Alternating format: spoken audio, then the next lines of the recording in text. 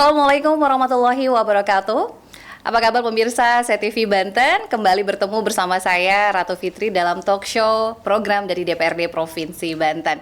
Mudah-mudahan kabar baik ya, baru selesai lebaran, silaturahmi, kembali beraktivitas seperti biasa. Mudah-mudahan juga selalu diberikan kesehatan dan kelancaran setiap aktivitas.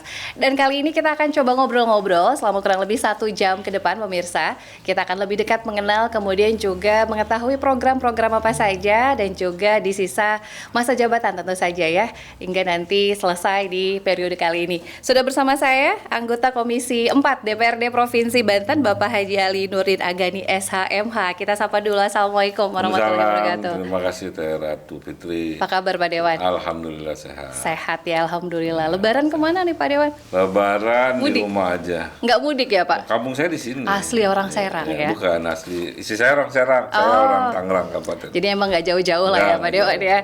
Tapi keliling silaturahmi mungkin ya Pak? Ya, ke yang tua-tua ya. Alhamdulillah. Jadi ya keliling-keliling sini-sini aja. Sini aja. Mana-mana sama nunggu temu masyarakat, temu pendukung. Betul, ya. betul. Alhamdulillah ya, kemarin juga Maret sudah, istilahnya Februari sudah selesai ya. Selesai. Sudah lumayan cukup lega atau gimana Pak Dewan? Ya, antara lega dan beban. Tinggal nunggu hasil yang pusat ya Pak Dewan ya. Ya mudah-mudahan ini juga demi kebaikan bersama kita tinggal tunggu saja. Untuk periode ini berarti sampai bulan Agustus kalau tidak salah. 31 Agustus. 31 Agustus, masih sisa beberapa waktu bulan, lagi. 4 bulan. lagi ya. Alhamdulillah ini tinggal 4 bulan terakhir. Tentunya masih banyak program-program ya Pak Dewan ya? Masih, pokoknya kita tetap menjalankan tugas sebagai anggota DPRD Provinsi Banten. Sebagaimana harus yang dilaksanakan, kita laksanakan. Seperti sore-sore harus mengisi acara di sini. Betul, menyapa juga untuk masyarakat karena sudah mulai aktivitas rutin nih kayaknya ya Pak? Sudah mulai hari Selasa ya, sudah habis cuti bersama. Sudah habis selesai. Kegiatan di DPRD sudah mulai Pak? Sudah ada kegiatan-kegiatan lagi ya? Ada reses lagi sebelum masa... Sudah habis, jadi habis untuk ya, masa sidang terakhir tidak ada reses. Sudah terakhir habis ya Pak ya? Paling tinggal ini aja ya Pak, kegiatan-kegiatan. Kegiatan rutin lainnya juga ada beberapa. Sekarang kan sedang membahas temuan BPK, ada hasil temuan BPK dan kemudian mungkin LKPJ, KPJ Kepala Daerah, dan kemudian laporan pertanggungjawaban keuangan tahun 2023 itu tetap kita akan laksanakan. Sisa ya masa periode jabatan untuk sampai dan usulan pejabat gubernur. Ya, kelihatannya pasti masih Pak Al-Mukhtabar yang kembali diusulkan kemarin kalau tidak salah ke Kemendagri ya Pak Dewan ya. Tinggal mungkin menunggu kebijakan langsung dari sana. Tapi satu nama saja yang diusulkan ya Pak. Dari sini satu nama, tapi kan kewenangannya di pusat. Betul ya. Tergantung Pak Presiden. Betul, langsung dari pusat karena memang ya. Nah, ini berarti kali ketiga kalau tidak salah ya. Kali ketiga. Walaupun secara aturan harusnya hanya sekali perpanjangan. Apa mungkin karena memang memenuhi syaratnya hanya Pak Al-Mukhtabar mungkin ya atau kebanyakan orang udah jadi PJ semua. Di seluruh Indonesia dibagi-bagi. Betul. Karena memang kayaknya rata-rata dari Banten saja isinya dari ke pusat ya Pak? Hampir semua dari kementerian ya? Kayaknya semua lah. Iya. Semua dari pemerintah pusat. Oke. Pak, sedikit nih sebelum kita ke program kerja di Komisi 4 ya Pak ya. Kita ingin sedikit mereview atau mungkin sedikit mengevaluasi pilkada kemarin atau pemilu kemarin ya. Pilkada nanti akhir tahun. Pilkada 27 November. Iya. Pemilu kemarin gimana sih Pak evaluasinya, mungkin catatannya? Ya, saya kira memang itu realitas. Ya. Bahwa ternyata kondisi pemilu hari ini tidak seperti yang kita bayangkan dan tentu juga tidak seperti yang diharapkan. Saya tidak mengerti apa yang ada di benak masyarakat, tapi itu yang terjadi. Kenapa masyarakat kemudian ternyata lebih menanti tanda petik serangan fajar daripada bicara program kerja. Iya. Itu kayak sudah membudaya ya Pak Dewan ya? Saya nggak ngerti juga, mungkin ya dari dulu kalau urusan pilkadesnya begitu kali ya. Iya, seharusnya tidak bisa jadi tradisi ya Pak? Seharusnya. Saya juga nggak. Tapi praktek di lapangan memang masih banyak sekali ya Pak Dewan? Itu faktanya seperti itu, dan saya sih melihat pemilihan presiden juga kayaknya begitu deh. Kayaknya bukan rahasia umum ya Pak Dewan ya? Iya. Nah, karena diklaim sebagai ini dari ini, itu. Nah itu saya kira harus ada harus dikaji lagi deh gitu harus kemudian memberi kesadaran kepada masyarakat agar kita bisa lebih dewasa menyikapi persoalan-persoalan election atau pemilihan ini, karena kita pilih adalah pemimpin. Betul. Ini kita bukan lagi milih milih broker-broker ya kan. Calo-calo ya. Iya, kita kan lagi milih pemimpin. Bagaimana dia harus memiliki kapasitas, dia kemudian dia juga menjalankan tugas secara baik gitu ya, dan kemudian tidak punya pikiran-pikiran lain selain mensejahterakan masyarakat, membangun daerahnya. Iya. Kita sih berharapnya seperti itu. Di luar kepentingan golongan, partai dan lain sebagainya ya. Gitu. Walaupun kami misalnya sebagai wakil rakyat menyampaikan beberapa program kepada masyarakat, kita juga tidak pernah bilang kamu harus pilih saya ya setelah program ini, nggak juga. Tapi itu kemudian yang terjadi tidak menjadi pertimbangan juga oleh masyarakat. Iya, Itu bahaya nanti. Itu Oke. bahayanya nanti wakil-wakil kita berpikirnya transaksional, ya sudah. Nanti pas waktunya dibayar gitu ya, Betul, karena dapat betul. diserang Iya. fajar gitu, dapat surat habis itu tidur ya. 5 Padahal tahun kan ya dari jangan. bayaran tadi kalau dibagi sampai 5 tahun ke Ya kan depan nggak ya. signifikan. Betul, nggak sesuai sebetulnya ya Pak Sesuai. Dewan ya. Nah, cuma memang mereka mungkin pikirannya, ya itu memang udah tugasnya Dewan dong, membangun, menganggarkan segala macam, mengawasi. Seperti itu. Tapi perlu pendidikan politik yang matang lah Betul, betul. dari semua pihak, dari stakeholder yang ada, media tentunya ya, dari pemerintah sendiri, para pemimpin, semua pihak memberi kesadaran kepada masyarakat bahwa kita harus memilih benar-benar dengan hati nurani, Betul, melihat rekam sesuai jejak, visi misi program visi kerja. misi, apa yang akan dilakukannya, rekam jejaknya dilihat dan lain sebagainya. Betul, Harapan. betul. Harapannya seperti itu. Bukan transaksional yang Iya, dilihat tuh ada gitu apanya loh, ya. Iya. Udah terlalu ini gitu ya, permisif gitu kalau terlalu seperti itu, jadi nggak bagus buat pendidikan politik masyarakat ya. Betul, betul, betul. Tapi kalau dari segi partisipasi pemilih mungkin terutama di dapil Pak Dewan nih, seperti apa sih Pak? Ya itu partisipasi lumayan, tapi karena itu yang terjadi cerita antar masyarakat dapat berapa katanya satu keluarga amplop. Tahu Lah kan tapi nggak lucu. Ya. Iya. Oh saya dapat segini, ya udah kita bagi-bagi aja sama yang ngasih gitu. Ini Padahal kuping. Mindsetnya memang Jadi memang harus dirubah ya Pak Dewan ya. Harus juga dirubah. Betul. Berarti bukan hanya dari peserta pemilunya saja, tapi Iya, juga masalah pemilihnya juga ya. Dan itu sebenarnya bukan rahasia umum, tapi memang di lapangan banyak amplop-amplop katanya tuh Iya, Pak. faktanya itu. Faktanya Dan yang seperti itu ya. Dan itu yang nggak ngasih katanya ngapain pilih dia. Iya. Padahal ada banyak teman-teman saya misalkan, mereka sudah melakukan pengabdian masyarakat yang luar biasa. Artinya melakukan program-program kerja pemerintah, membangun masyarakat dengan melatih dengan program kerja dinas ya, melatih wira swasta, ekonomi keluarga segala macam, lupa itu. Dan kemudian itu segala macam, maksud saya, lo dewannya kayak begitu itu loh yang mestinya yang dipilih. Betul, gitu. yang kelihatan kerjanya begitu kelihatan ya Pak Dewan kerjanya. ya. Jangan yang ya, jadi nggak imbang. Gitu. Jadi Betul. ini menjadi pelajaran berharga lah buat kita. Yang saya tahu gitu ada beberapa teman gitu serius dia bekerja untuk mengembangkan masyarakatnya. Tapi pas pemilu dia lupa. Yang ditungguin katanya boman nih sekarang sini katanya. Iya, serangan fajar itu Serangan tadi ya fajar. Pak Dewan ya. Tapi dari segi komposisi kan ini memang sudah ada hasilnya Pak. Ya. Dari wajah lama dengan wajah baru. Banyak kan wajah memang- baru. Apa 50-50 atau wajah Enggak. baru? Kalau di Provinsi Banten. Provinsi lebih banyak wajah Banyak baru. wajah baru Ini yang dibanding petahana ya? Periode keempat kan 3 orang. Periode ketiga ada 10. Saya nggak tahu yang periode kedua. Periode kedua ada berapa, jadi komposisinya lebih banyak yang baru, sekitar 60% yang baru. Oke, jadi lebih banyak. Tapi yang baru itu Uh-uh. lebih banyak yang dari kabupaten, kota, dan lain. Oke. Jadi komposisinya lebih banyak wajah-wajah baru begitu Ya, ya? wajah baru untuk sebuah anggota DPRD. Kan kemarin yang mencalonkan RI ada 12. Oh, ada yang memang naik ya Iya. ke nasional ya, ke DPR RI, ke Senayan. Kalau dari penyelenggara seperti apa nih Pak? Saya kira penyelenggara juga perlu ada kematangan ya, perlu ada kematangan dari penyelenggara dan kemudian seleksinya harus benar-benar dilakukan secara matang juga. Jadi banyak persoalan di TPS-TPS juga. TPS-TPS yang memahami misalkan mencoblos tanda gambar partai dengan calon yang sama dibatalkan. Dan itu padahal kan itu aturannya boleh. Iya.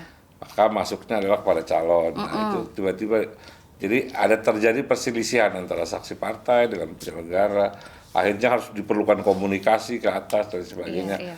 Nah, saya kira pelatihan dan kemudian wawasan penyelenggara di tingkat bawah itu harus benar-benar juga.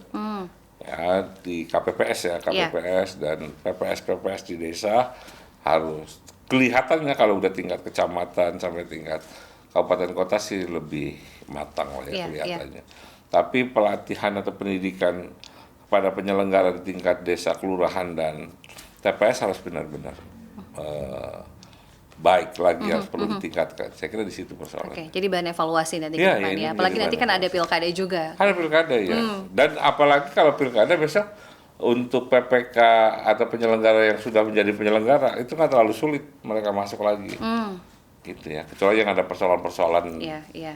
etik dan hukum lainnya ya. Karena berbeda lagi nanti ya orang-orangnya ya. Bisa berbeda bisa sama. Tergantung Artinya, nanti ya pada iya. saat seleksi ya. Bentar lagi kan seleksinya. Betul, tahapannya sudah mulai deket-deket lagi. Kalau dari segi pengawasan, tadi kan penyelenggara kan artinya ada KPU, kemudian ada Bawaslu juga. Iya, nah Bawaslu perlu ditingkatkan ya personilnya.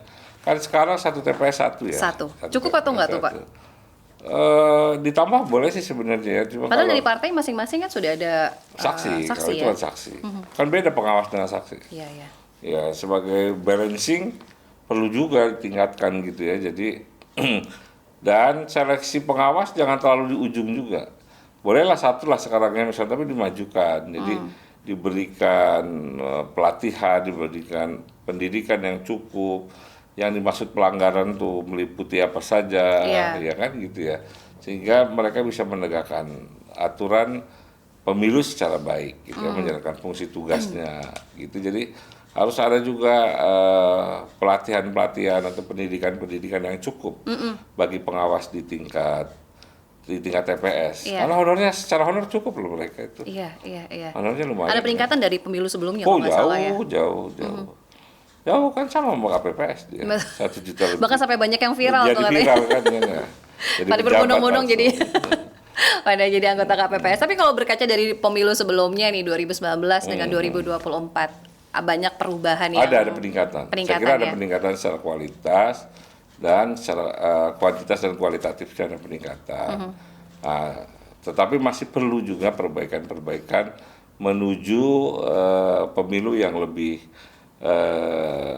kredibel ya, pemilu yang lebih dewasa, pemilu yang lebih matang, pemilu yang lebih menunjukkan kematangan, kedewasaan dan kejujuran, keadilan yang lebih menyeluruh gitu ya, yang benar-benar transparan dilakukannya, tidak ada hal-hal yang kemudian menjadi persoalan. Betul. Sesuai dengan tagline ya, tagline-nya ya, luber dan jurdil ya. Iya, luber dan jurdil itu benar-benar dirasakan oleh masyarakat semua. Oke, walaupun mungkin dari pilihan presidennya lebih variatif ya Pak Iya dong. tahun ini Nggak ya. apa-apa.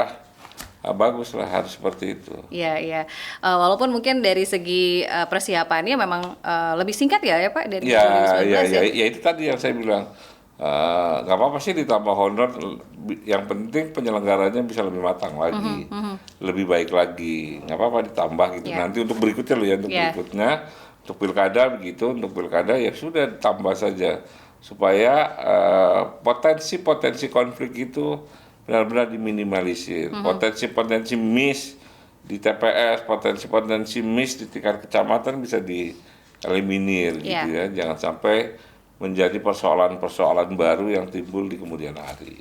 Oke, tapi di sisi lain dari jumlah partisipasi juga memang meningkat, tapi ada juga bagian-bagian yang tidak ikut serta. Nah, tanggapannya gimana nih Pak? Kalau yang ikut serta sebenarnya ya ada beberapa hal ya, tapi saya kira mereka tetap harus menyadari bahwa partisipasi politik ini penting untuk pembangunan bangsa dan negara, untuk kedewasaan kita menjalankan prinsip-prinsip nilai demokrasi yang sesungguhnya gitu ya, yang kemudian ketika pilihan kita tidak berhasil pun kita sudah menjalankan kewajiban kita gitu ya. jangan permisif dong dan kemudian juga jangan melihat sesuatu katanya percuma kita partisipasi juga tetap begitu-begitu aja. Nah, itu kan nggak bagus juga. Artinya dia pesimis terhadap perkembangan demokrasi, perkembangan pemerintahan di Republik ini. Nggak boleh. Kita tetap harus optimis menatap masa depan bangsa ini dan perbaikan-perbaikan perkembangan secara ekonomi, perbaikan demokrasi, kedewasaan berdemokrasi, tingkat pendidikan masyarakat. Itu juga semakin meningkat kan dari mulai kemerdekaan sampai hari ini semakin baik tentunya kan. Nah, itu yang harus benar-benar kita lihat sebagai atau kita syukuri bersama sebagai warga negara, sebagai bangsa, bahwa ada kebaikan-kebaikan dari proses yang sudah dijalankan. Sekian puluh tahun kita berdemokrasi, sekian puluh tahun kita membangun bangsa, sekian puluh tahun kita meningkatkan taraf ekonomi masyarakat, membuka lapangan pekerjaan dan sebagainya. Itu semua adalah sebuah proses. Dan kita harus berpartisipasi. Betul. Kita nggak boleh punya pikiran negatif terhadap proses perkembangan demokrasi, proses perkembangan pemerintahan, bahwa ada kekurangan, ya itu mari sama-sama kita perbaiki. Betul. Sama-sama kita perbaiki, kita kontrol semuanya.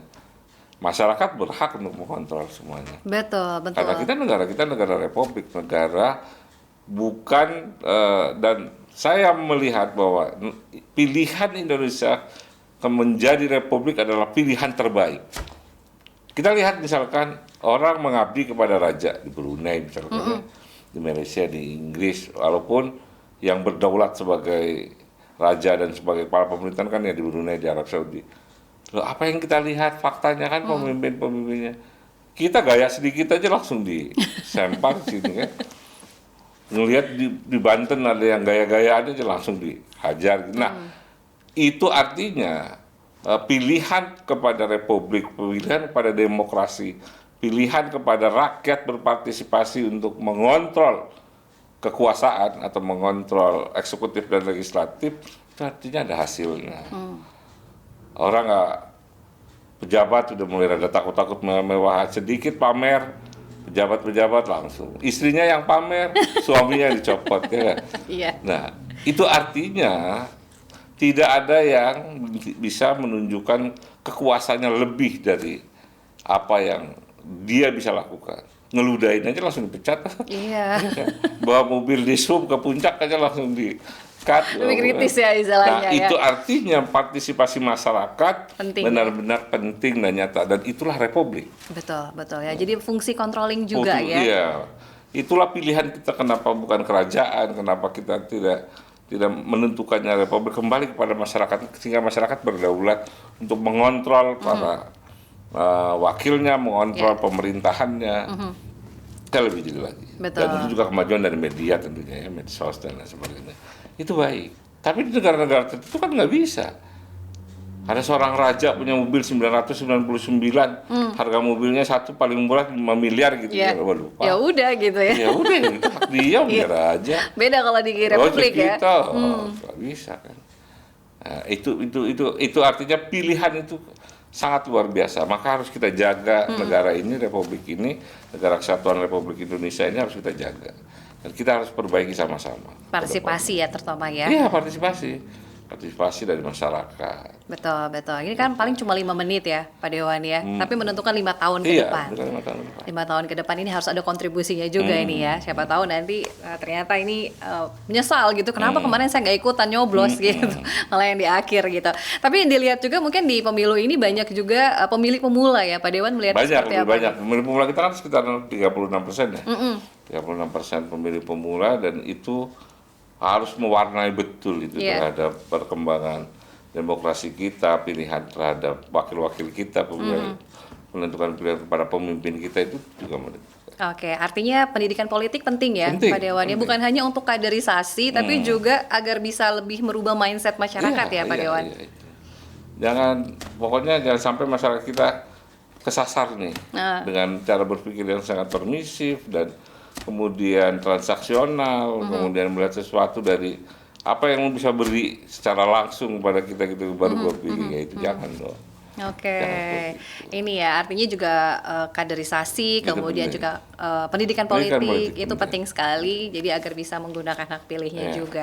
Artinya dari catatan pemilu kemarin sudah sangat baik. Cuma mungkin ada beberapa catatan-catatan yang mungkin bisa nanti menjadi bahan evaluasi di kedepannya begitu ya, Siap. terutama untuk pemilu. Tapi kalau dengan model seperti pemilu kemarin sudah cukup baik nggak sih Pak digabung antara kan ada 5 kalau tidak salah ya Oh iya, suara ada 5 pilpres. surat suara. Sebenarnya kalau saya ada satu harapannya. Pemilihan legislatifnya itu sistemnya distrik saya maunya. Kenapa distrik? Kalau distrik itu orang milihnya foto. Oh, kemarin kan Lebih cuma mudah. tulisan aja ya, nama Tulisan kan saja. karena lebih luas. Nah, itu yang menyebabkan menghitung jadi lebih lama. Iya, Menghitung lebih lama itu karena menghitung calon. Tapi kalau distrik itu begini. Misalkan di Serang nih kursi kota ada 40 ya, 45 apa 45. Ada 45 kursi. Maka dia dibagi menjadi 45 dapil. ya, Nah, kan lebih kecil tuh. Jadi calon di 45 dapil itu kalau partainya ada 18 berarti hanya ada 18. ya, 18 calon. Provinsi kan ada 100 kursi, berarti ada 100 dapil. Ada 100 dapil. 100 dapil itu jadi lebih kecil lagi dia kan. Bagi kecamatan nanti bisa dipasangnya foto. ya. Tingkat RI ada 22, berarti 22 dapil. Lebih kecil lagi sehingga nggak sulit. Sekarang kan sulit banget ngelihat orang milih partai, milih calon, calonnya banyak gitu. Jadi Lebih efektif kalau ada fotonya ada gitu ya. fotonya dan itu bisa dilakukan kalau sistemnya diperkecil lagi namanya distrik. Distrik. Jadi distrik itu satu dapil, satu calon dari partai peserta pemilu. Iya. Gitu. Jadi misalkan dari partai A di dapil itu dia cuma punya satu calon. Kalau nanti ada PAW atau ada meninggal atau jadi pejabat publik lainnya, nanti ada pemilu sela namanya. Pemilu lagi di Iya, dapil iya. itu. Jadi akan lebih diperkecil begitu ya. Iya, iya. Oke, oke. Itu mungkin Lebih yang mudah. Karena memang banyak Itu juga harapan saya, tapi kan keputusannya dari pusat ya. Iya. Tapi sebenarnya setuju dengan hal itu sih Pak. Karena kalau nama saja kan karena kalau yang muda-muda mungkin Iya, paham bisa ya. Tapi kalau bacanya. untuk yang kaum-kaum ini kan kadang nama. Dan untuk panitia juga merepotkan juga itu. Iya, iya, Kalau iya, foto gampang kan, oh ini. Oke, berbeda mungkin dengan yang DPD ya Pak ya. Iya. Karena kan jumlahnya cuma sedikit Ya ya. itu maksudnya kan kalau DPD sesuai jumlah calon seprovinsi kan. Iya. Nah itu juga nanti per dapil dikecil-kecilin. Betul, betul. Jadi kan orang lihat gambarnya seperti Iya. pemilu sebelumnya ya. Sama Paling seperti segede itu. surat suara itu, segede surat suara DPD itu. Kan lebih mudah bukanya juga. Kan kelihatan ya kalau mungkin lihat kenal wajah nggak kenal nama kan beda juga ya. Kadang suka gitu. Nah yang menarik di pemilu ini sebelum kita ke program kerja yang lain nih Pak, ini ada batas ambang parlemen. Bahkan banyak yang kaget ada nama partai ini yang tidak lolos ke Senayan begitu. Tanggapannya seperti apa Pak Dewan? Ya yang udah pasti kan sudah di 4% ya kalau tidak ya, salah ya. 4% untuk tahun ini. Tapi untuk tahun depan udah nggak ada lagi. Oh sudah dihapuskan. Sudah dihapus oleh MK. Tapi MK memerintahkan kepada legislatif, pada DPR untuk menindaklanjuti merubah undang-undang. Ya. Nah, itu. Tapi saya kira tidak boleh juga menolak. Jadi DPR harus melakukan itu. Jadi untuk pemilu 2029 sudah ada lagi parlemen threshold. Nggak ada lagi Dihapus. batas ambang bawahnya Ya, ya. minimal. Ya, nggak ada lagi, udah dihapus oleh MK. Nah, tinggal DPR harus mengimplementasikan dalam bentuk undang-undang. Karena memang sudah dihapus di pemilu berikutnya sudah tidak ada lagi. Ya menurut MK. Iya. Cuma MK kan memutuskannya menjelang pemilihan Iya, setelah iya. sudah ditetapkan tata caranya. Ya artinya ini banyak juga beberapa partai-partai senior juga yang Ya nanti pasti ya. peserta pemilu tahun 2029 lebih banyak. Kan banyak tokoh-tokoh ya. iya, jadi akan banyak lagi mungkin banyak ya, lagi. bahkan lebih berkembang lagi nanti di 5 tahun ke depan ya, Pak Dewan ya.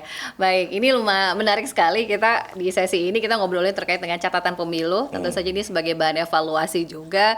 Tapi yang jelas alhamdulillah sudah berjalan. Tinggal Ya, menunggu yang mungkin dari pusat ya untuk yang Pilpres ya, Pak Dewan ya. Ya Pilpres tanggal 22 ada keputusan MK. Yang perselisihan hasil pemilu legislatif dimulai setelah 22. Nanti kan baru selesai untuk keseluruhan bulan Juni. Oke, berarti ini tinggal menunggu saja keputusannya. Mudah-mudahan masyarakat pun juga sudah bisa lebih logo ya, Pak Dewan ya. Harus. Nggak boleh, harus diterima dong. Karena penyelesaian persoalan ini di MK ya tunggu hasil MK. Betul. Oke. Oke, jadi tinggal menunggu, mudah-mudahan kondusif, tinggal Iya. menerima. Berarti kalaupun nanti sudah diputuskan, berarti nanti pelantikannya di Oktober ya Pak Dewan? Pelantikan untuk DPRD Provinsi Banten tanggal 2 September. Oh, September. Kalau RI tanggal 1 Oktober, kalau pelantikan Presiden Wakil Presiden 20 Oktober. Oke, jaraknya nggak begitu jauh ya. Berarti dari masa jabatan yang sekarang terakhir 31 Agustus, nunggu beberapa hari baru pelantikan yang di periode RI ya. Oke, ini otomatis tinggal hitungan hari. Pak Dewan seperti apa nih ke depan? Ya, kalau saya kan saya calon DPR RI kemarin, calon DPR RI dari Nasdem Dapil Banten 3 bersama Pak Wahidin Halim. Iya. Tercatat hari ini peraih suara terbanyak Pak Wahidin Halim dan Nasdem punya dapat kursi. Tergantung Pak Wahidin Halim. Dia mau nyalon gubernur Mau maju atau tidak? Iya. Oke. Nah, itu nasib saya ditentukan di situ. Jadi karena ini ya tadi menunggu ya. Tapi ada target khusus mungkin ya untuk pilkada karena kan ini selesai pemilu. Iya. Target khususnya seperti Kemarin apa? Nasdem sudah melakukan lakerwil ya, hal bilang lakerwil. Ada beberapa yang dilakukan catatan yang salah satunya provinsi partai sesungguhnya meminta Pak Wahidin untuk melanjutkan kepemimpinannya di Provinsi Banten. Tapi keputusannya tetap akan berkoordinasi dengan DPP. Dan hasil koordinasi dengan komunikasi dan koordinasi dengan partai koalisi. Karena kursinya kan belum cukup Nasdem. Betul. Kan baru 10. Jadi kurang 10 kursi lagi untuk mengusung kepala daerah. Karena kan 20%. 20% itu artinya 20 kursi dari 100 kursi DPRD Provinsi Banten. Oke, pastinya ada target khusus ya di pilkada ini. Tapi tinggal menunggu nanti mungkin seperti apa arahan dari pusat begitu ya. Iya, tentu. Yang namanya organisasi partai politik ya tetap kita harus mengikuti arahan dari pimpinan tertinggi di partainya. Oke, tapi ancang-ancang sudah ada nih. Sudah ada. Karena keputusan menjadi calon gubernur atau menjadi kepala daerah ya, bupati atau wali kota itu semua berdasar rekomendasi Ketua Umum dan Sekretaris Jenderal. Oke, ditahan di situ Pak Dewan. Siap. Kita harus jeda iklan terlebih dahulu. Kita akan segera kembali. Jangan kemana-mana, tetap bersama kami dalam talk show DPRD Provinsi Banten. Kita segera kembali.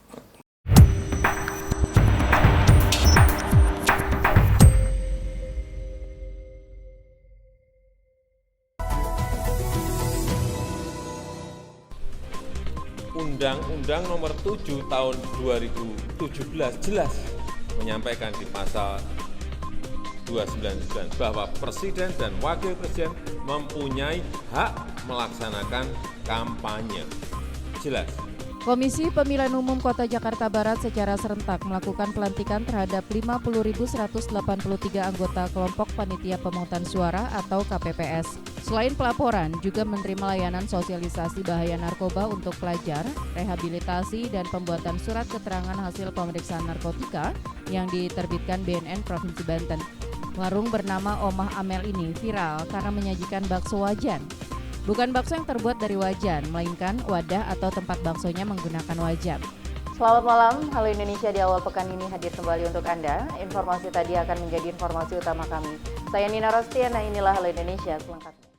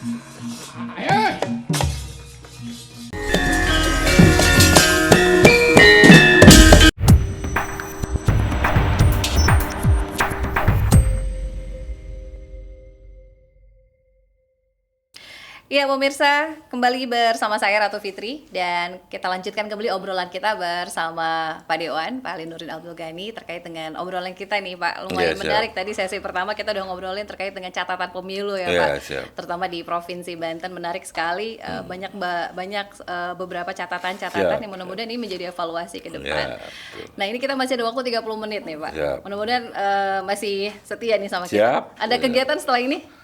Ya, ada cuma pengen menikmati kuliner Serang Wah. sama keluarga. Sama keluarga ya, karena memang minggu ini masih ada beberapa yang masih libur sekolah. Senin baru mulai aktif lagi ya Pak Dewan ya.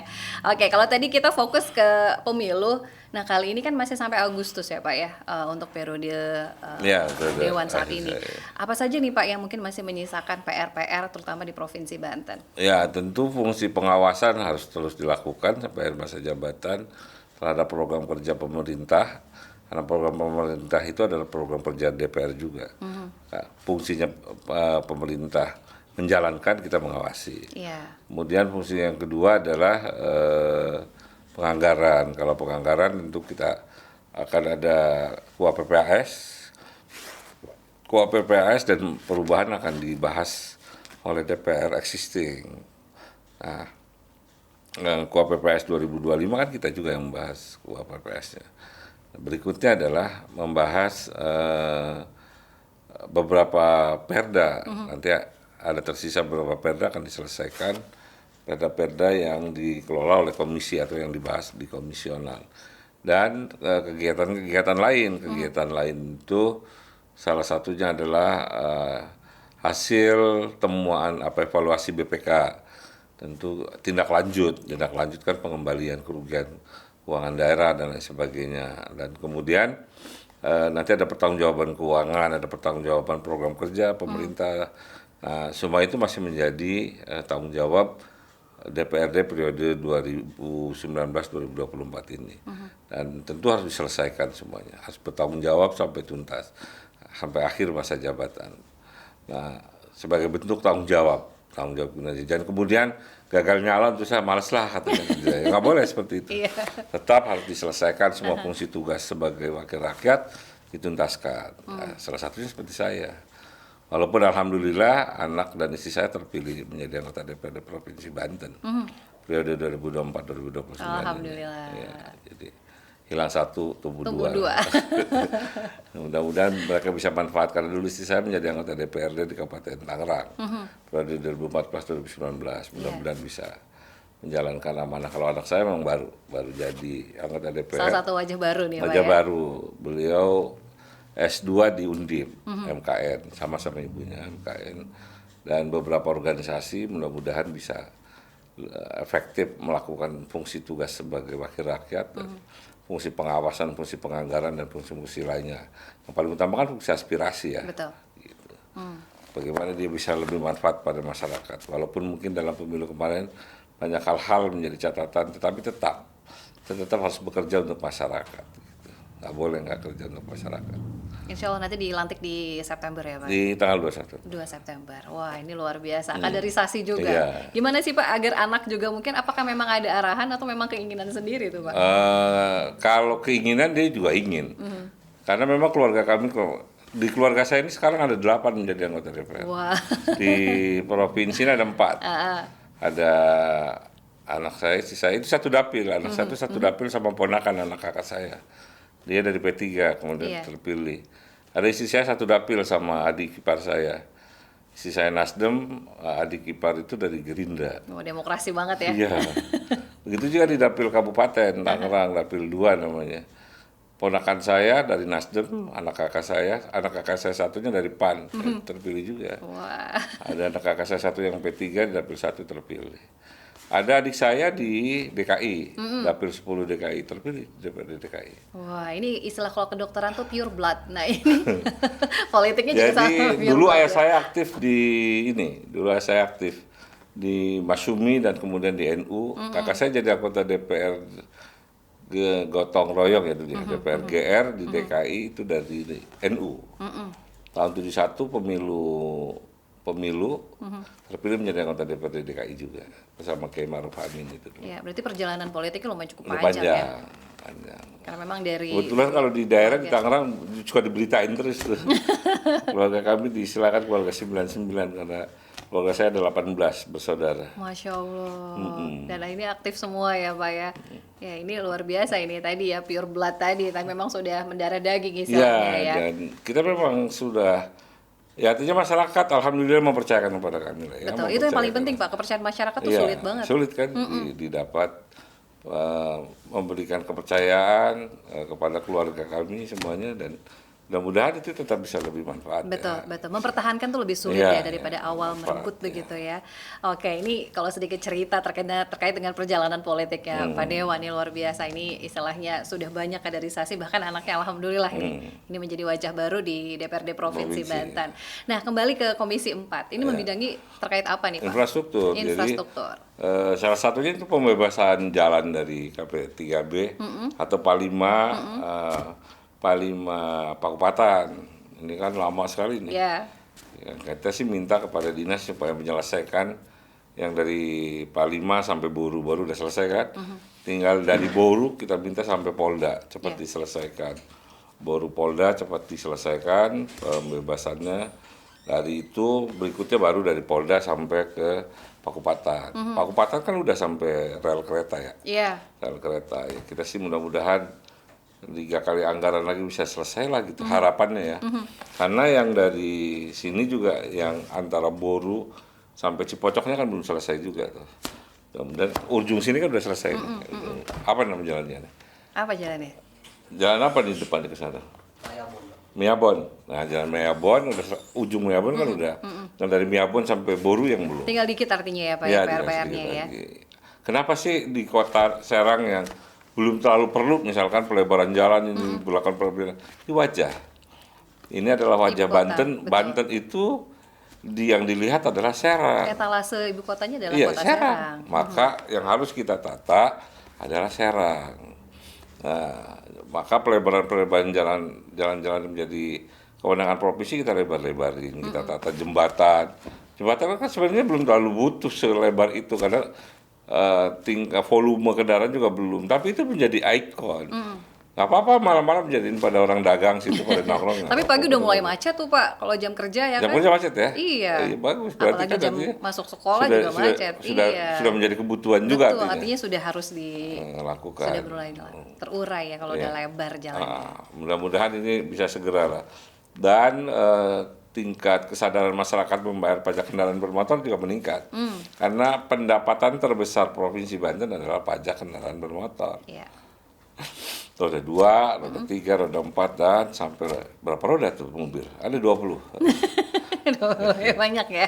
Ya kan ada itu. Memang terbesarnya memang dari itu ya pajak Iya, kendaraan. itu pajak kendaraan terbesar. Wah, sekitar 60% sumber keuangan kita dari situ. Betul. Dari pemerintah pusat kan terlalu banyak. Dan itu dikembalikan lagi dalam bentuk pembangunan ya. Iya, dan Provinsi dikembalikan juga ke kabupaten kota. Iya, ada bantuan keuangan juga yang Iya. diberikan ya dari provinsi. Bukan bagi hasil. Bagi hasil. Kalau bantuan keuangan itu hibah. Itu kan pusat pemerintahan Kabupaten Serang hampir semuanya biaya dari bantuan keuangan itu. Buat gedung juga Itu yang kan baru ya. gedung-gedung pusat pemerintahan Kabupaten Puspekap. Serang, sebagainya. Ya nggak apa-apa selama itu untuk membangun negeri ini, membangun daerah ini, membangun Banten ini, kabupaten kota yang perlu kita support ya kita support. Karena secara prinsip pembangunan jalan kita sudah selesai. Iya. Tingkat provinsi, tapi kan sekarang ada tambahan jalan lagi sekitar hampir 100 kilo lebih ya. Naik status ya Pak Dewa Iya, ya. naik status di Kabupaten Serang, Kota Serang, Kabupaten Marangan dan Lebak. Nggak apa-apa kita tangani. Pokoknya yang mana yang perlu menjadi tanggung jawab provinsi kita. Selagi dananya ada, kita harus maksimalkan. Dan kita juga sudah berterima kasih kepada pemerintah pusat yang RKUD sudah dikembalikan kepada Bank Banten seluruh kabupaten kota supaya bank itu sehat. Iya. Lah kalau kabupaten kota berpendapat Bank Banten kan belum sehat lah. Emang bank-bank lain sehat? Loh, saya kasih tahu, Bank Pembangunan Daerah Maluku misalnya, walaupun ini bukan bermaksud menjelekan daerah lainnya. Iya. Lah kalau nggak disupport ya mana bisa berkembang? RKUD-nya ya. Jangankan itu Bank BRI misalkan, lah Bank BRI kan buat mengelola uang negara. Kalau uang negara nggak dikelola di Bank BRI juga jangan udah berhenti dari tahun kapan itu Bang? Atau Bank BNI tidak mengelola ekspor impor, Bank Mandiri dan sebagainya. Udah kolab dari kapan? Betul. Maka tugas pemerintah kabupaten kota seprovinsi Banten ini adalah melakukan RKUD di Bank Banten. Soal bagaimana nanti kolab sebagainya, itu kemarin juga udah kolab. Tapi kan pemerintah pusat juga mendorong harus bertanggung jawab. Karena itu menjadi tanggung jawab kita bersama menyelamatkan sistem keuangan kita atau sistem perbankan yang sudah kita sepakati kita dirikan yang namanya Bank Banten. Kalau bukan kita siapa lagi ya? Kita siapa lagi? Iya kan? Nah, 8 kabupaten kota loh Pak, banyak ya istilahnya. Kalau sama-sama berbarengan, ayo bisa ya. kita bangun, akan besar dan itu akan bermanfaat buat daerah kita lah. Oke, ini masih berjalan, masih penjajakan mungkin ya Pak? Enggak, sudah perintah. Sudah ya? Sudah perintah langsung sudah ya? perintah dari Menteri Dalam Negeri. Kalau nggak nurut sama Menteri Dalam Negeri mau ngapain? Menurut sama siapa? Benar-benar ini memang harus segi paksaan ya Pak Dewan ya? Iya. Salah satu hierarki pemerintahan itu adalah memaksa. Betul. Tetapi tentu dengan segala perhitungan dan tanggung jawab. Selain perhitungan juga tanggung jawab, merasa memiliki gitu loh. Iya. Bahwa ini bank daerah yang harus sedang kita bangun, kita rintis, kita kembangkan bersama. Sama-sama. Gitu loh. Setuju ya. Ya iya. Lah masa ngembangin daerah lain? Iya. Yang Jangan digedein yang tetangga aja. BJB. Tetangga ya itu ya. Ini kita harus Bank Banten dong. Betul, harus bangga nih Iya, produk harus sendiri. bangga. Jangan sampai nanti downgrade ya Pak ya lama-lama. Lah kan lama-lama nggak bisa, ATM-nya nggak bisa dipakai. Iya. Lah kan yang hilang, yang malu kan wajah kita Banten. Masa turun jadi BPD ya Pak? Nah, bukan BPD, turun jadi BPR. BPR. Bahkan harus bertanggung jawab. Dulu kan ketika dinyatakan ditutup, pemerintah pusat yang nggak terima kan. Loh, ngapain itu? Bang, udah capek-capek kita bangun kok tiba-tiba gitu. Iya. Hidupkan lagi. Siapkan lagi anggaran. Kita anggarin lagi 2 triliun. Artinya pusat juga sampai nggak mau kalau Ya sampai benar-benar iya. kolaps ya. Artinya sesungguhnya pengelolaan keuangan atau perbankan daerah itu kalau mau dibuat sesungguhnya, semua juga tidak akan berkembang kalau kita nggak bertanggung jawab gitu loh. Lah emang bank-bank daerah, maaf misalkan di Maluku Utara ada apa sih di sana? Berapa sih APBD mereka? Kita kan tahu. Lah emang Bali berapa APBD-nya? Nggak sampai, cuma 5 triliun. Iya. Tapi dia bisa hidup gitu loh. Nah kalau kita, total APBD kita sebanten ini, kan lebih dari 30 triliun. Kalau dikumpulin ya. Ya iya, ya udah dikelola di situ. Iya, diputarin Jadi seluruh ya. aparatur pemerintah, kalau pinjam uang di situ, mengelola tabungan, kan ada jasa tabungan segala macam. Betul. Lebih nanti berkembang lagi Nanti ya. berkembang lagi. Itulah kita mempunyai rasa tanggung jawab. Jangan ngegedein bank Sebelah. daerah sebelah. Walaupun Udah gede ya itu ya, Pak? Itu udah gede, udah biarin. Udah mandiri sendiri ya. Udah, dia udah kaya. Ini loh yang harus kita benar-benar kelola. Takut artinya duitnya hilang, ya Allah. Emang duit dia? Lah kan duit negara, duit rakyat. Sama-sama. Optimis kita yang penting ya. Harus ya. optimis. Harus optimis. Optimis itu harus dibangun. Kalau kepala daerah nggak punya optimisme, mau siapa lagi? Nah, kepala daerah, penyelenggara negara, semua harus optimis. Harus punya optimisme, nggak boleh. Harus sama-sama ya Iya. istilahnya. Oh, bangun hidup ini kan sama-sama. modalnya cuma optimisme. Betul. Mudah-mudahan ya Pak lebih baik lagi, lebih Insya Allah sehat pasti lagi. baik. Lebih baik, lebih Saya sehat. mendorong terus itu. Mudah-mudahan nanti juga masyarakat ketularan ya. Loh, bagaimana masyarakat mau percaya kalau pemerintahnya, kepala daerahnya nggak percaya? Maka harus kepala daerah dulu. Harus dimulai dari kepala Dari daerah kepala dulu. daerah se-Banten. Harus bangun kepercayaan. Nanti juga masyarakat akhirnya percaya. Betul, mulai satu-satu ya masyarakat nanti ketularan akhirnya juga buka ini ya rekening lagi Rekening, nanti Bank Bank Banten Banten. ini terutama. Mudah-mudahan ini kita doain sama-sama Iya, sama-sama. lebih sehat Kita lagi. dorong. Jadi PR juga nanti ke depannya ya Pak Dewan. Nah, tadi dibalik lagi ke infrastruktur. Kalau pemerataan di Provinsi Banten sejauh ini seperti apa sih Pak pembangunannya? Nah gini, kita sih berharap kan wilayah selatan ini kita sepakati, bukan sepakati, kondisi realnya di selatan yang masih tertinggal ya, Pandeglang dan Lebak. Iya. Sebagian mungkin tapi kalau sekarang kan udah cukup banyak industri sebagainya, di Lebak juga udah mulai. Saya kira memang yang paling tertinggal adalah Pandeglang. Ya sudah, kalau anggaran itu lebih besar ke wilayah sana, mohon maklum dulu, karena di wilayah perkotaan kan udah selesai. Bantuan keuangan dan lain-lain begitu. Iya ya, kita harapkan. Nah, begini, di wilayah Kabupaten Tangerang Selatan dan Kota Tangerang Tangerang Raya. Raya ya, kan mereka udah cukup. jangan mengajukan jalan meningkatkan status dari jadi. Nah, tugas kita itu adalah melebarkan aja di jalan sana. Dan jalan provinsi, Pemeliharaan dan lain-lain iya, gitu ya. pemeliharaan melebarkan karena tingkat kepadatan kendaraan kita lebarin, buat flyover segala macam, itu aja. Tapi peningkatan status jalan boleh dari Pandeglang, Lebak, sebagian Serang, mungkin Kota Serang, karena saya lihat kondisi keuangan Kota Serang ini masukan pajaknya juga nggak terlalu signifikan, yang saya lihat. Maka provinsi harus hadir. Tapi kan di sisi lain karena Serang ini adalah landscape kita, muka provinsi, secara otomatis kan terbawa Kota Serangnya pelebaran jalan Palima Pakupatan, jalan Cipocok Boru. Ya. Nah, itu kan juga ikut membantu pembangunan di wilayah Kota Serang. Ada beberapa jalan di wilayah Banten Lama, pembangunan Banten Lama dan lain sebagainya. Tentu itu akan membantu Kota Serang juga. Lebih banyak adalah dituangkan di wilayah-wilayah di Kota Serang, termasuk traffic light dan lain sebagainya. Nah, saya kira fungsi pemerintah itu harus menolong yang lemah. Ya. Lemah itu ya pengertiannya secara keuangan ya, keuangan pemerintah Kota Serang, pemerintah Kabupaten Pandeglang, dan pemerintah Kabupaten Lebak. Maka kita harus banyak hadir di sana, banyak membangun infrastruktur di wilayah-wilayah itu. Nah, di wilayah-wilayah lain apa yang perlu dikembangkan itu tadi, yang kepadatan traffic jalannya padat, dilakukan pembangunan flyover, dilakukan pelebaran, kemudian fasilitas-fasilitas jalan lainnya, jembatan penyeberangan dan lain sebagainya. Itu yang harus dilakukan di perkotaan. Dan itu adalah menjadi tuntutan. Pelebaran jalan di Hasyim Asyari kan juga luar biasa di Kota Tangerang. Wilayah Ciledug gitu. Betul. Nah, itu harus segera dilakukan. Oke, pemerataan pembangunan terutama untuk bagian selatan ya, Banten bagian selatan yang memang butuh treatment yang lebih khusus begitu ya. Terutama juga Kota Serang karena memang jantung ibu kotanya Provinsi Banten. Nah, kalau dari capaian realisasi penyerapan dari masing-masing OPD terutama yang di Mitra Kerja Komisi 4, kebanyakan biasanya kan di akhir-akhir tahun nih Pak ya. Tapi itu juga yang menjadi catatan. Jadi kalau tingkat realisasi udah lumayan, udah di atas 95% ya, saya kira udah bagus.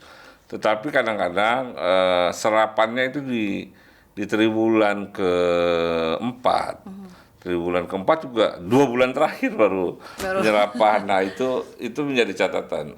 Saya kira harus diubah mindsetnya. Bahkan kalau perlu pembangunan itu harus dimulai dari Januari. Persiapan itu mestinya persiapan penyerapan tahun anggaran berjalan itu dari November sudah dipersiapkan, sehingga Januari sudah bisa realisasi. Sudah mulai running ya istilahnya. Tendernya apanya segala macam itu udah boleh sebenarnya, sehingga tidak ada beban di akhir.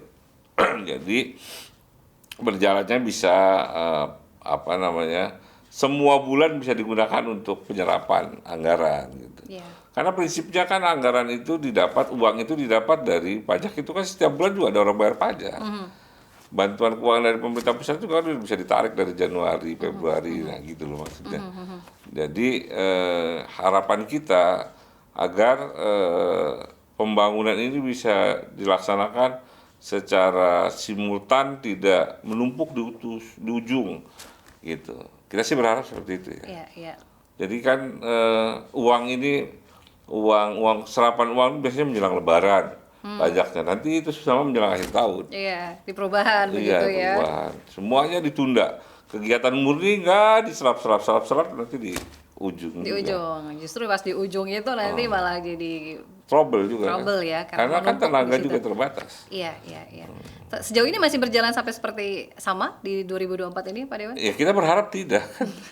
Kita berharap tidak. Iya. Walaupun ada lah perbaikan itu selalu ada perbaikan. Tapi belum signifikan perbaikannya. Untuk penyerapan ya, penyerapan anggaran terutama juga penyerapan anggaran kan bicaranya. Tapi kalau dari Silpa sendiri berkaca dari tahun yang lalu? Kalau Silpa sih selalu variasi. Jadi begini, Silpa terbesar itu kan dari pengembalian. Pengembalian jadi begini, berapa yang ditenderkan, terus kemudian kan orang nawarnya turun. Nah itu banyak dari situ. Rata-rata sih di angkanya itu 400 miliar, 5 sampai 600 miliar, nggak terlalu signifikan, artinya 5% ya. 5 sampai 6%. Itu masih kategori wajar, Ya. kategori wajar. Dari Silpa itu artinya kita sudah menghitung dari awal tingkat kemungkinan pendapatan berapa, kita hitung matang, sudah matang lah. Gitu. Jangan sampai Silpa sampai 10% gitu. Nah, itu bahaya. Silpa itu bagus, tapi kalau kebanyakan Kebanyakan juga nggak boleh, berarti dia salah berhitung dong dari awal. iya, salah hitung-hitungan di awalnya Iya, ya. salah hitung. Jadi sehingga uang itu jadi nggak efektif kan, nggak dipakainya itu tahun depan lagi gitu. Ya nggak boleh lah. Oke, ini yang menjadi catatan ya. Mudah-mudahan bisa terserap dengan maksimal. Kemudian juga untuk pelaksanaannya ini juga jangan mepet-mepet di akhir tahun. Ya ini bisa terserap secara maksimal per bulan ya istilahnya begitu. Nah kemudian koordinasinya seperti apa mungkin dengan OPD ini Pak Dewa? Kan kita ada itu setiap triwulan ada evaluasi, Iya. ada koordinasi, ada evaluasi. Jadi koordinasi itu sebelum penyerapan Januari itu udah ada rapat koordinasi untuk penyerapan triwulan pertama. Iya. Di triwulan kedua evaluasi triwulan pertama dan rapat koordinasi untuk triwulan kedua. Nah, selalu seperti itu. Siklusnya di DPRD itu selalu seperti itu. Kita ikuti. Tapi selama 14 tahun sekian saya menjadi anggota DPR, belum signifikan perubahan-perubahan itu selalu di ujung. Iya. Masih sama polanya gitu Polanya ya. masih, walaupun ada perkembangan nggak signifikan lagi. Kira-kira. Baik. Pak Dewan, ini di Provinsi Banten berarti 3 periode ya Pak Dewan ya. 3. Suka dukanya apa sih Pak? Selama kurang lebih berarti hampir 15 tahun ya Pak ya? 15 tahun, nanti Agustus itu 15 tahun. 15 tahun. Apa sih Pak suka duka yang mungkin menjadi memorable begitu, yang jadi yang tidak Ya, terlupakan? yang pasti selama menjadi anggota DPR kami merasa masih belum maksimal bekerja untuk masyarakat. Sudah pasti saya merasa belum banyak berbuat lah untuk masyarakat. Tetapi mudah-mudahan dengan semangat yang ada, dengan support yang ada dari masyarakat, minimal masyarakat sudah merasakan kehadiran saya sebagai anggota DPR Provinsi Banten. Walaupun nggak seluruh masyarakat dapil saya menikmati, sebagian sudah merasakan oh iya ada manfaatnya ini orang, karena kan sebaik-baik manusia adalah bermanfaat buat orang lain gitu. Betul. Ya. Mudah-mudahan itu ada bisa dirasakan, dan saya meyakini itu ada, ya kan, terbukti 3 kali menjadi anggota DPRD itu artinya kan kepercayaan. Betul. Dan kemudian dilanjutkan oleh keluarga saya untuk melanjutkan perjuangannya di DPRD. Itu artinya kepercayaan yang harus dijaga dari masyarakat untuk membangun masyarakat. Nah, termasuk memberi pendidikan politik kepada masyarakat yang tadi pertama kita bahas, ya kan. Jangan dibudayakan budaya permisif, jangan Transaksional dan lain-lain. Transaksional dan sebagainya. Tetap kita harus lakukan. Bahwa pengabdian kita kepada masyarakat salah satunya adalah ingin mensejahterakan masyarakat, ya udah pasti. Kita harus sejahterakan masyarakat ya. Dengan segala program kerja pemerintah provinsi yang ada, kita harus tingkatkan itu semuanya. Betul. Gitu. Untuk kepentingan bahwa peningkatan ekonomi masyarakat sudah ada, bahwa beban ekonomi masyarakat juga terjadi ya.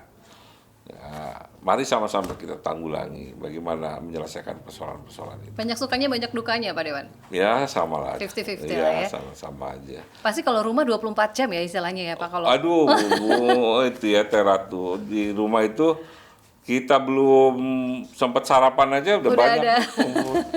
Kita belum nyampe rumah orang udah banyak. Udah banyak yang nunggu ya Pak Dewan ya. Itu momen-momen realitas, nggak mungkin kita usir kan. Sekarang mungkin dilanjutkan lagi nanti. Lanjutkan lagi kamu Dilanjutkan siapa harus lagi. siap. Iya. Pasti. Pak Dewan, ini sebelum ke closing statement terakhir mungkin ya. Ini kan nanti di Pilkada November kalau tidak salah, November 27 November. Apa sih sosok yang mungkin provinsi ya? Sosok gubernur seperti apa yang dibutuhkan? Ya di kalau provinsi? saya tentu berharap sosok Wahidin Halim sebagai calon kepala daerah yang sudah membuktikan selama bekerja anti korupsi. Ya. Tagline itu dipegang teguh oleh beliau dan konsisten membangun provinsi, membangun daerah ini, membangun provinsi Banten, meningkatkan keinginan masyarakat. Salah satunya adalah merevitalisasi atau merestorasi Banten lama itu sebagai bentuk kepedulian beliau, membangun Banten International Stadium misalkan, itu sebagai komitmen beliau terhadap dunia olahraga kan. Betul. Membangun dunia olahraga, kemudian membangun infrastruktur di wilayah selatan sedemikian luar biasa di negeri di atas awan, direvitalisasi. Nah, itu sebagai bentuk komitmen beliau untuk membangun daerah ini, membangun Provinsi Banten ini, tentu sosok seperti beliau harus bisa melanjutkan kepemimpinan di Provinsi Sudah ada nih Banten. kayaknya ya. Ya iya. Tinggal dilanjutkan lagi istilahnya ya Pak dilanjutkan Dewan. lagi oleh beliau. Oke, kemudian apa PR utama pada saat nanti sudah terpilih gubernur baru? Apa sih Pak yang paling urgent di Provinsi Banten yang harus diselesaikan? Yang harus diselesaikan pertama adalah landscape Kota Serang ini harus diselesaikan. Pokoknya yang menjadi wajah Provinsi Banten harus diselesaikan, termasuk dari pintu tol, apa itu namanya saya lupa. Yang tol baru sampai jalan ke sini itu ada dua lane, itu harus diselesaikan. Karena keluarnya di KP3B juga. Nah, kemudian yang lain-lain adalah penataan jalan-jalan provinsi yang ada di wilayah perkotaan, Halang Raya itu yang tadi disebut. Dan penyelesaian lain kesejahteraan masyarakat harus semakin ditingkatkan nilainya, bantuan bagi masyarakat miskin. Tepat sasaran juga pastinya Ya harus tepat sasaran, harus ditingkatkan agar daya beli masyarakat tumbuh dan kemudian tingkat kemiskinan juga bisa tertekan. Berita hari ini kan kita memilukan di tengah pesta, bukan pesta lah, di tengah orang sedang memeriahkan Idul Fitri ada yang meninggal karena kelaparan kan. Nah, itu berita itu kan membuat kita jadi drop yang kita sedang sukacita merayakan Lebaran, ternyata masih ada saudara kita yang meninggal karena kelaparan. Itu miris buat kita dan itu tidak boleh lagi terjadi sejak hari ini. Itu PR utama, termasuk juga ketenaga kerjaan ya, Pak, pasti. penyerapan. Dan saya yakin Pak Hidin Halim akan mampu mendatangkan investor di Provinsi Banten untuk menanggulangi pengangguran. Pengangguran kita juga besar ya, penanggulangan. Urutan pertama kalau nggak salah ya, Bisa. secara nasional. Nah itu mudah-mudahan ya, karena Banten, karena seluruh daerah orang pada datang ke sini. Banyak yang ngurban datang ke sini ya. Itu. Oke. Itu mudah-mudahan catatan-catatannya ya di sosok gubernur berikutnya. Yang paling penting jangan sampai nggak ikut partisipasi. Ini harus itu, harus berpartisipasi 27 untuk November. membangun wilayah kita Provinsi Banten. Berarti 9 ya Pak, 8 Iya, kabupaten kota dan 8 1 kabupaten dan provinsi. 1 provinsi. Oke, mudah-mudahan lancar ya. Siap. Terakhir Pak Dewan, ini mungkin Siap. closing statement untuk pemirsa CTV, silakan. Ya, kita harus membangun optimisme sebagai warga Banten, warga negara Indonesia harus memiliki optimisme menjadikan rakyat kita sebagai rakyat yang sejahtera. Kemudian pendidikan kita menjadi pendidikan yang terbaik bagi generasi kita. Dan kemudian kita menelurkan kader-kader atau kader-kader muda masa depan mengisi pembangunan Provinsi Banten dan Indonesia, mengisi pemerintahan, mengisi DPR, DPRD, dan mengisi ruang-ruang lainnya, ruang bisnis, ruang tenaga kerja yang kompetitif. Dan tentu memiliki rasa welas asih. Nah itu penting. Jadi orang itu kalau hanya mementingkan prestasi, lupa dia kepekaannya. Kepekaan itu penting. Maka dia harus memikirkan bagaimana mengembangkan masyarakat, mesejahterakan masyarakat. Itu penting menjadi Itu catatan. penting ya, menjadi catatan. Wah, alhamdulillah nih, terima Ya, kasih siap. sudah meluangkan Makasih, waktu. Ratu. Pak Ali Nurdin sudah bergabung di program kita Ya. Talkshow DPRD Banten. Salam hormat Ya, untuk keluarga terima besar kasih. Pak Dewan. Salam kembali buat keluarga besar CTV. Sehat selalu, mudah-mudahan lancar. Nanti ketemu lagi dengan Ya. tema-tema yang berbeda. Baik, Tinggal terima menunggu kasih. nanti ya Pak Siap, Dewan siap, ya. siap. Dan pemirsa, tuntas sudah kebersamaan kita dalam program Talkshow bersama DPRD Provinsi Banten. Terima kasih sudah bersama kami. Kita ketemu di lain kesempatan, dan akhirnya saya Ratu Fitri mengucapkan terima kasih banyak atas kebersamaannya. Sampai jumpa. Wassalamualaikum warahmatullahi wabarakatuh. Waalaikumsalam warahmatullahi wabarakatuh. Ya, makasih ya.